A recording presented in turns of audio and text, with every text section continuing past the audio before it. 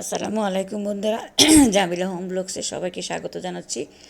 তো শরীয়তপুরে একদিন আজকে হচ্ছে তৃতীয় পর্ব। ইতিমধ্যে কিছু কিছু বিষয় আপনারা জেনে গেছেন যে আমি শরীয়তপুরে আসলে কিসের জন্য যাই। তো আমি মাত্র একটা রুম করছি ফুল কমপ্লিট। আর এই রুমটার তৃতীয় চতুর্থ তিনটা দেয়াল হয়ে গেছে। তারপরে একটার অর্ধেক হয়েছে, আরেকটা তো ওই রুমের মধ্যেই দেওয়া আছে, আরেকটা তো লাগবে না। তো এই রুমটা মোটামুটি ইটের কাজ শেষ হয়ে গেছে। তো আরেকটা রুম আমার ওইটা যেটার মধ্যে আমি যেয়ে মাঝে মধ্যে যেয়ে থাকি। তো যাই হোক, আজকে অবশ্য বাথরুমটা একটু করলাম, বাথরুমের কাজটা করলাম আজকে। অবশ্য বাথরুমটা আমি আসলে টাইলস করলাম না, নেট ফিনিশিংই করলাম। কারণ নেট ফিনিশিং করার একটাই কারণ, যে আসলে এটা তো এক নম্বর হচ্ছে গ্রামে এখন বিশাল সুন্দর সুন্দর বাড়ি হয়, কিন্তু আমার বাড়ি সেরকম বড় না, ছোটোখাটো বাড়ি হইতেছে।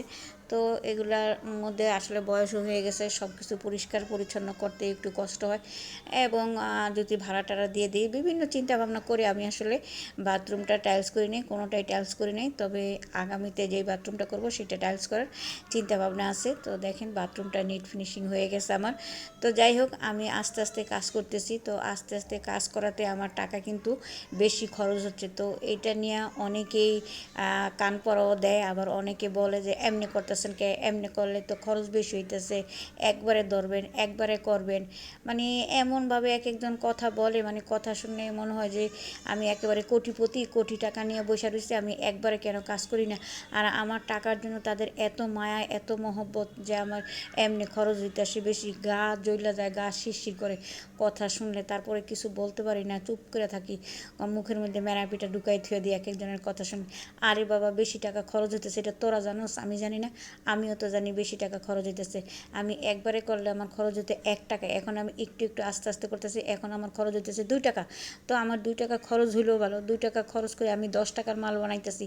তো তোরা কি আমার হিসাবটা বুঝবি? যার যার হিসাব শেষে বুঝে, যার যারটা শেষে বুঝে। যে কথায় আছে না, নিজের বুঝ পাগলেও বুঝে। তো আমি পাগল হইলেও আমার বেশি খরচ হইলেও আমার হিসাবটা আমার কাছে ঠিকঠাকই আছে। তো কাজে এক একজন হিসাব বাহার ঢুকায় দেয়, এমনি করেন কে, হেমনে করেন কে, টাকা বেশি লাগে, পয়সা বেশি লাগে, তো এমনি কাজ সুন্দর হয় না, কত কিছু যে বলে। আরে বাপরে বাপ, শুনলে মাথা ঘুরে যায়। যাই হোক, ওগুলো আমি কর্ণপাত করি না। কারণ ভবিষ্যতে আমার মেয়েরা যায় এখানে কিছুই করতে পারবে না, ওরা একটু দুর্বল প্রকৃতির, ওরা একটু অন্যরকম, ওরা ঝুট ঝামেলা পছন্দ করে না। তো সেই জন্য আমি আর আমার হাজব্যান্ড থাকা অবস্থায় আসলে এই বাড়িটা করতেছি। এটা তো শরীয়তপুর, এটা গ্রামের বাড়ি। তো আমরা তো সাধারণত প্রায় 50 বছর ধরে ঢাকায় থাকি এবং ভাড়াই থাকি।